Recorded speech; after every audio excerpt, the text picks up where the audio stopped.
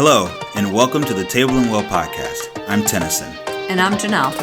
Thank you for joining us as we discuss topics and give practical tools that help you live, grow, and be in healthy, joy-filled relationship with God, yourself, and others. For more information and resources, or if you're looking for coaching, connection, and community, please visit table&wellco.com. We hope you enjoy this podcast. Hello, and welcome to episode 2 of season 3 of the Table&well podcast. Today, in this episode, we want to take some time and introduce to you the life model. We talked a lot about that in our last podcast, but we want to explain the impact, really, that it's had and continues to have, really, in our lives and the lives of those around us, the ones that we have introduced it to, maybe not directly as the life model, but the impact that it's had in their life. And just to quick kind of catch you guys up, if you missed our first podcast, if you have, please go back and listen to it. But if not, just want to let you know the mission of Table&well is to develop powerful people, communities, families, and teams so that we can be the healthy, safe family of God that we and the world both need. We do this through the lens of the life model and the maturity indicators and relational maturity. So we'll talk about all of those nuances as we move through this podcast and go on. And then really the life model and the maturity indicators that are really found inside of the life model have really been the backbone and the pillars of everything we do inside of Table&well. It's what we do around our table, it's what we do in our labs, it's what we do in any workshops or things that we do and how we live. It really is the foundation of who we are and what we do. Yeah, a huge framework that just brings a lot of understanding in a lot of places and has been so pivotal for us. And like you said, a foundation for Table&well. So we wanted to spend this podcast just explaining what in the world life model is and what those maturity indicators are. I think we've been in it so deep for so long that we take for granted that we say words like maturity or relational maturity or even life model or maturity indicators, and people are like, what is that and why? So first, I'm going to start out this podcast just by reading an excerpt from the Life Model Works Maturity Skills Assessment to give you, in their own words, what the Life Model is. And Life Model is actually an organization that we have had just the privilege of really getting to know better over the years. We really started from reading a book, the Living from the Heart Jesus Gave You by Dr. Jim Wilder. And that was really our indication to the life model as a concept.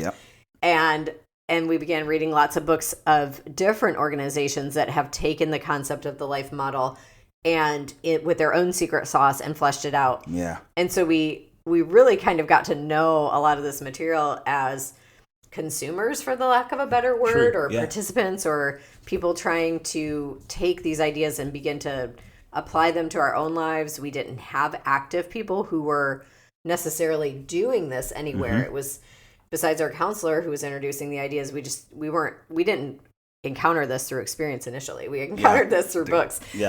And over time, we've had some experience through our counselor. But, through our counselor, right. But not like nobody else was really doing it outside of her and her and her and her. And so then the books began to put some flesh on the bones of what she was sharing. And then over the years, we've gotten to know many people who are kind of in this stream of taking these life model concepts and finding ways to live them out. And we just feel so privileged to do that and to get to be a part of what Dr. Jim Wilder really pioneered way back in the 70s and what he was discovering as a psychologist and as what he likes to call himself a neurotheologian, where he takes this beautiful understanding of the brain and the way that God designed us to work and also scripture. And then the life model and the maturity indicators came out of his study, and I'll read the way they explain it, but came out of his study of development across the world, how children and adults were developing and the patterning that was being seen, and then the patterning that's seen in scripture. And when we have scripture that's talking about how we should be raising one another up in maturity or how we should be mature, oftentimes we hear that being described within the church structure as spiritually mature. Like, I guess that means that we should be good Bible readers and have a sound do all the theology things, and do all the like good, responsible Christian things. But we're forsaking the fact that if we are not skilled as humans in relationship, we could do a lot of the checkbox Christianity and completely miss out on actual relationship like Jesus modeled, and relationship with God, relationship with ourselves, relationship with other. And we see that time and time again. And the life model for us has been, like we've said before, a foundational piece of restoring relationship as an integral part of who we are as humans and as Christians, not just box checkers or good people doing the right thing. That's good. Yeah, so true. But very actually true. Living alive. Yeah. And living in the fullness and the wholeness of who we are. Yeah. So the excerpt here from the assessment says, the life model is an idealized concept of human maturation and transformation across the lifespan. Beginning in 1987, a group of therapists led by Dr. Jim Wilder at a small counseling practice in Southern California studied why some people were being helped by psychological treatment and others were not. This therapy group developed the life model. It was built on Dr. Alan Shore's research, as well as past discoveries on attachment by Dr. John Bowlby, as the conceptualization of what should have happened in each of our lives in order to have developed correctly. Doing so allows us to better understand what went wrong and therefore know better how to heal our malfunctions. This model was then presented in the first life model book, Living from the Heart Jesus Gave You. And you can purchase that book either through our website, table&well.org/resources, or you're welcome to purchase it at lifemodelworks.org. Our link will lead you to Amazon, or you can purchase directly from them. Yeah. And then there are three concepts of that life model that the life model uses to promote healing for those seeking it. So there's multi-generational community, which if you've listened to any other season of this podcast, you know how passionate we are about that. Yes, absolutely. And we'll unfold that again in this series on maturity.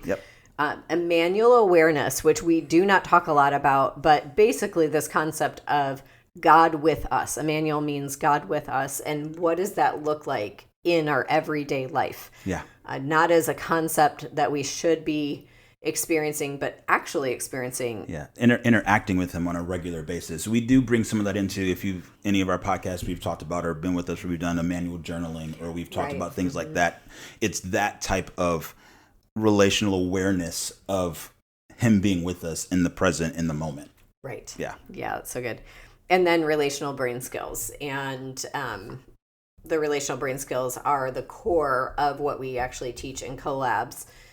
And on top, and then we layer on all kinds of good stuff. Actually, we basically combine these three concepts within our collabs. I didn't really think about that, but we do. But we combine that actual community, Emmanuel awareness, and relational brain skills. Yep. So life model is a model for life from conception to death. And it's basically how God designed it to be and how he designed us to operate as relational beings. However, as we talk about this, we realize that this does not match our current society as it could or should. Yeah. In reality, we have, and I think we can all agree and look around and say, or look within. Yeah, and right. Say, maybe we're not really functioning in this way. So it feels a little bit idealized. And I think in some ways is idealized. We know we live in a fallen world with humans who are imperfect. Yeah. But what we're championing is that doesn't mean we're stuck where we are. Yes. This actually provides quite a bit of a roadmap of how to get back to better functioning as we were designed to function and to help others do the same. Yeah, absolutely. And I think that's the beauty in it, because we've talked about it in different places, but like our brains are always growing and changing and learning. And so these skills, no matter where you are, no matter what age and stage of life that you're in, you can learn these skills and begin to live in the space and how God designed us to live. Right. Yeah. So in the life model, there are, it suggests there's 5 things that we need in order to thrive. So 5 kind of markers, and I'm gonna read these to you here. So everyone needs a place to belong. Mm-hmm. We need a place, or not a place, but to receive and give life. Mm-hmm. I would venture to say a place to receive and give life. Yeah, or beings who receive and give life. I would say as much as a place. Yeah. Yep. The capacity to recover from things when they go wrong. Because they will. Yep. If you are alive, you've experienced that. To mature as you get older. And then to live from their identity. So live from their hearts. Mm-hmm. Live from who they truly are, who they're mm-hmm. truly designed to be. Right. And so the life model covers both growth and recovery. So it just talks about how these are, like Ginelle said, like you said earlier, I say like Ginelle said, because people watching on the pod, listening, not watching, don't know your voice. Anyway. Right. Yes. Sorry. I'm Ginelle. In case you're wondering. That is Ginelle. That's me.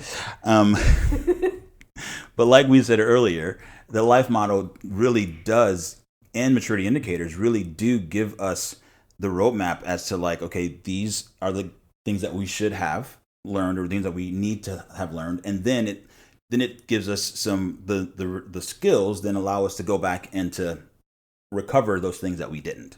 Right. So it is this natural. Mm-hmm. That's the beauty of it, is growing, but also healing. Yeah. Oh, mm-hmm. That's good. Yeah. Very, very healing.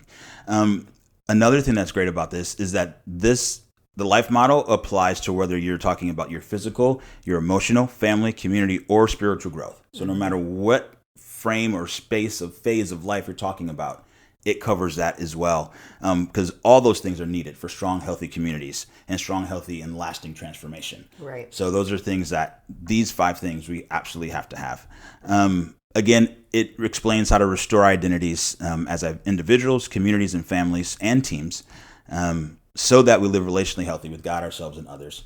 Again, it goes back to the mission that we talked about at Table and Well, so that we can be the healthy family of God, safe and healthy family of God that we need and the world needs as well. Right. And so because of understanding the life model and the maturity indicators, we were able to better understand what was causing us to not be fully mature in certain spaces, mm-hmm. What caused it and what is still causing it. But it also has allowed us to discover these practices and these skills that can fill those gaps. Right. And help us grow in our relational maturity, in our space, in our growth. And so, but as far as Table and Well goes, it helped us really to be able to design different ways that people could experience these skills so they could also grow.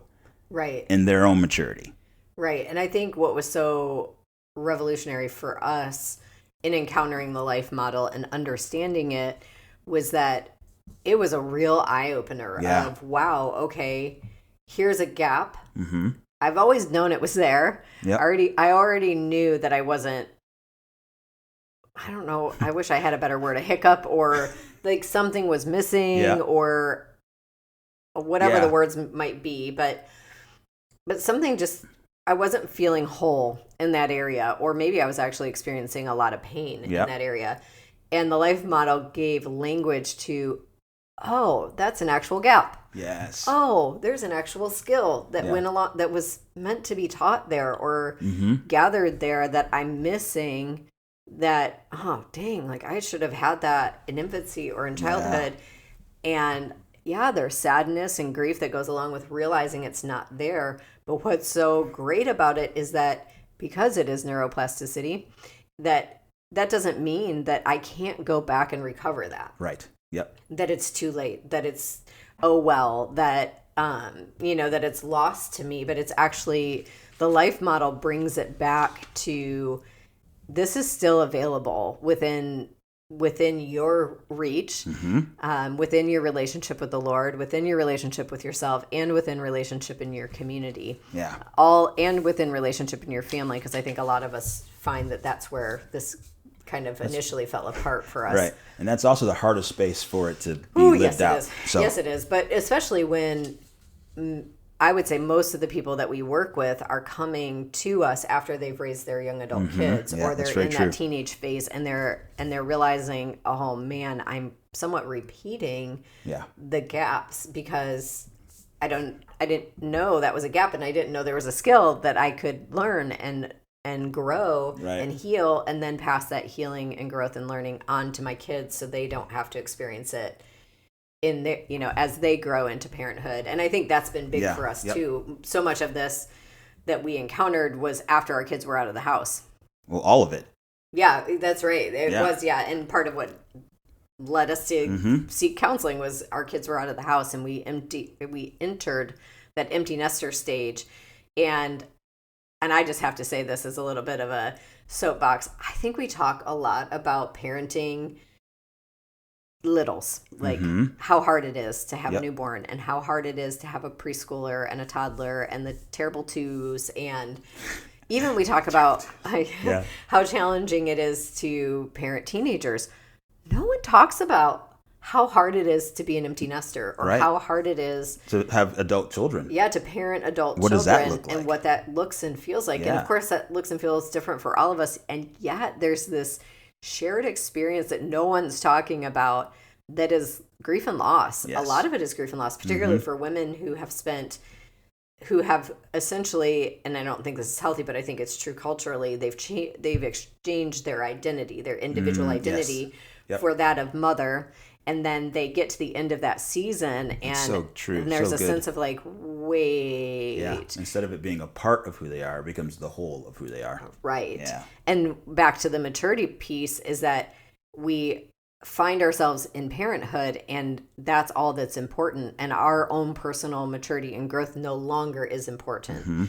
And then we get on the other side of it, and we realize, maybe there was some growing that could be done in the midst of that. And I think our 20-year-olds are getting it differently. Yeah. Because so much of this is becoming an understanding in the recent years. Yeah. But for those of us who made it through we don't feel anything in the 80s, feel like I'll give you something to cry about years. Right. Yep. We want to show up differently, but how do we show up differently? And how do we show up differently when having our kids in our home day after day has passed? Yeah.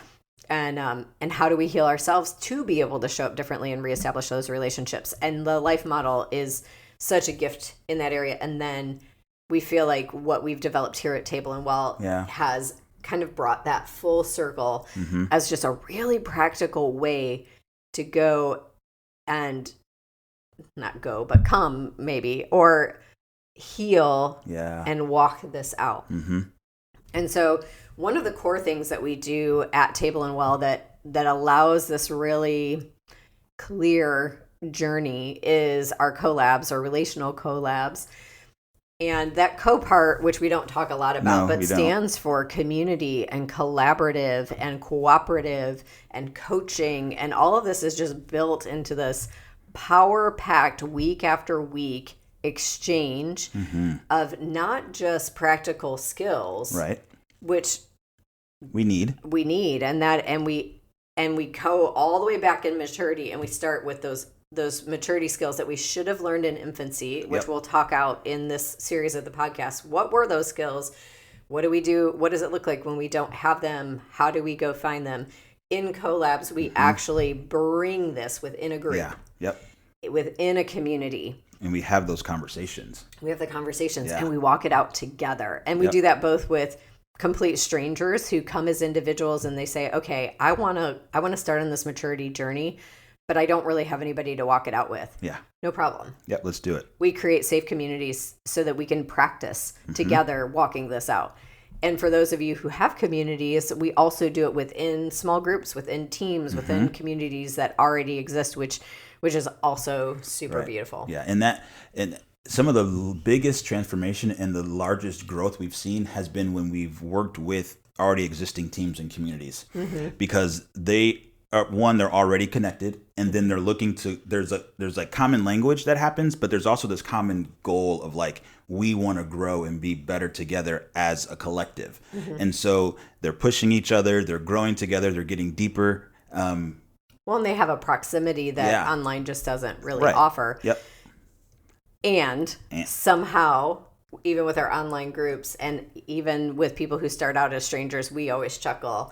And you said this, I think, at the beginning of the podcast, of just like, you have no idea what's coming for you set of 8 strangers. Yes. But here we go. Yep. And I don't know, maybe it's being a little... it's a funny analogy, but it's kind of like Lord of the Rings, you know, when he leaves his hobbit home and he has no idea the journey he's setting out on. Yes. And he builds all these friendships and comrades along the way that then make the journey possible, and he becomes who he's meant to be. Yeah. And that's really we good. Get to see that in collabs and just feel so privileged to do that. And whether or not we do, so there's collabs, we also see the same thing in our table experiences. And this part of the podcast, we were talking about, here we were 4 years ago, just trying to find a way to share this. And here we are on the other side with collabs that are producing so much fruit. Yep. And then we have our table experiences that, again, are this beautiful way to model the life model and to model maturity and give people an opportunity to experience maturity within a community setting or a table setting without teaching any skills. We actually don't teach anything. We just model it all and kind of set some parameters, and that's a fun one. That's a fun one. There's some very intentional things that we do that actually incorporate maturity skills. Won't go into all that right now. So, but just know you're growing in your maturity, and you're connecting hearts with those at the table, and you're connecting to yourself and God.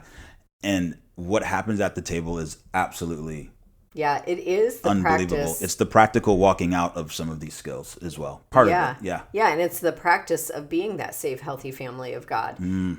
Even before you know the skills, because of being able to set the table well and create that, people have just literally, when we got to do this in Israel, we talked about this, and we're like, feel like we're setting people's lives on fire, a little bit. And there's people who are continuing all over lots of places that we visited to continue to do table experiences and invite people to their table, because it is such a transformative, heart connecting piece. Yeah, I will say this too before we move on to the next thing, but we will come and do a table experience for you as well. So like, if you are interested in us coming to do that, you can go to our website, table&well.org, and just send us a message, and we can see what that might look like for us to come and do a table experience for you, so you can experience exactly what we're talking about, kind of get a taste tester of the full thing. Yeah, and the table is such a key component. We actually integrate the table into most everything we do. So there's tables integrated into collabs, and then we do weekend immersions or workshops for teams and communities, and we travel to do those. We can also do those online, and we also integrate table experiences into that, because again, it's just that space of, let's experience this together. It's not just a concept. Let's see what it looks like to practice this.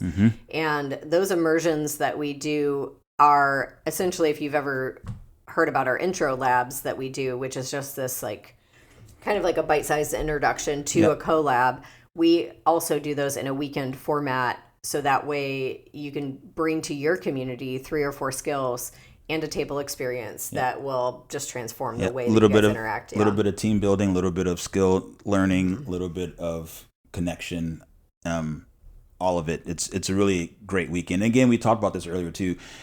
There's this really heavy experiential piece to it as well, because like we said, you learn through experience. Right. And so we want you to experience this, and then it just clicks when you experience it.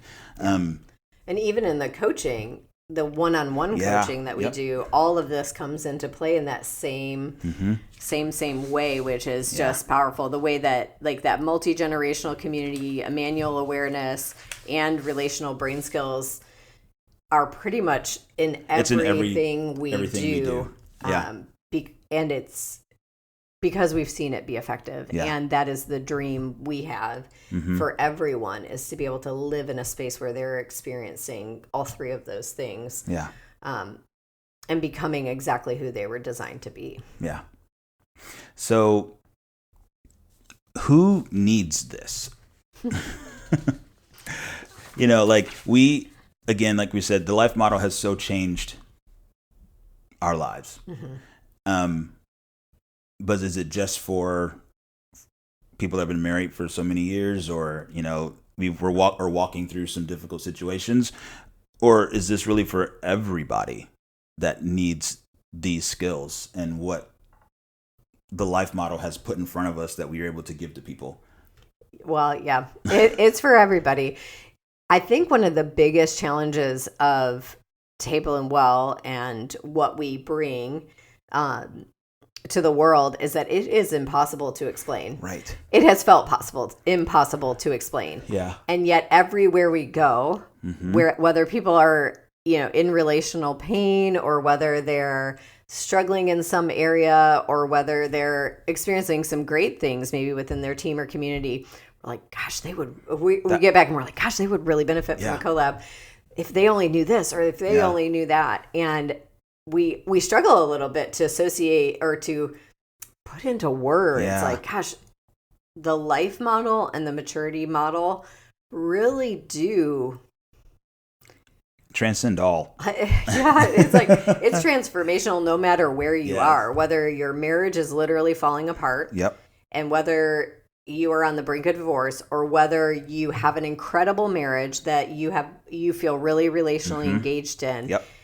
These skills only benefit, and only transform everyone. Right. That sounds silly to put it that way, but we've yet had anybody who's like, I don't know. Right. I guess so. Because remember, the life model and those maturity indicators is how God designed us as humans to live. And so it's not segmented for a certain population of people. Right. It's literally the common human experience. We all need this. And the beauty of the life model, and the beauty of what we've done as well, and others, we have obviously taken all of that, but then we know, just as believers, that all of this without God, you're missing a key element in all of that.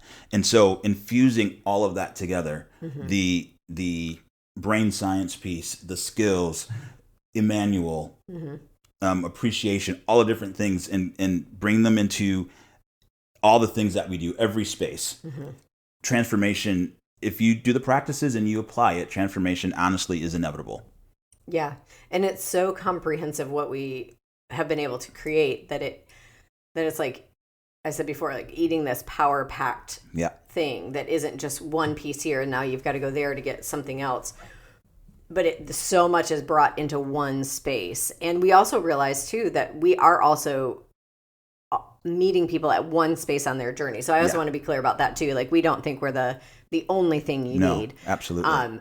However, I would say it's well worth finding out what's going on here, understanding maturity. If nothing else, listen to the next however many episodes of this podcast where we talk about maturity. Yeah. We haven't recorded them. We're in the process of doing that as we speak. But if nothing else, do that. And then if you want to know more about how do I actually walk this out, that's where those collabs and some of these other experiences come into play. But I had this picture come to mind while you were talking. And I think we take for granted that, like in human development, it's like, well, everybody's going to learn how to walk. That's good. Like we just learn how to walk. Like it just happens, right? And I remember with our granddaughter, that little window of time when they move from, they're standing. Right. Oh, she took a step and like the whole world stops to watch that, right? Yes. And, but we don't, as adults, we're like, yeah, of course I learned how to walk. Like, that's just what I do. Like, and I don't even think about it. It's such a subconscious thing. But many of us are not pro athletes. Right. Many of us can't walk 15 miles. Right. We can get up and walk to the fridge and not even think about it. Sure. Right. But we have not continued necessarily to develop our muscles. We take for granted the fact that we can walk. And so we take for granted the fact that we encounter other human beings and we have a relational interaction. That's and really as long as that's not toxic, quote unquote, or we don't feel completely disabled, we're like, good enough. Like I'm functioning just fine. And I think what this maturity indicator and life model brings, and what we do in Table and Well brings is, sure, like you get up and walk and you don't even think about it.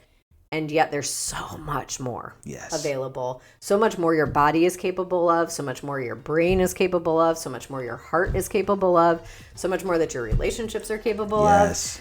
And we want that for everyone. Yeah, we want that for everyone. We don't want you to be stuck at good enough. Mm-hmm. Yeah. We want you to be, honestly, thriving and becoming the safe, healthy family that we all need. You've been listening to the Table and Well podcast. New episodes stream every Tuesday. If you have enjoyed this podcast, please leave us a review to let us know. Also, subscribe on your favorite listening platform to stay up to date on all things Table and Well. To learn more, start your journey, or get information on how Table and Well can help develop your community, family, or teams to be relationally healthy and authentically connected, please go to tableandwell.org/collab to schedule an interest call, or you can email us directly at known@tableandwell.org.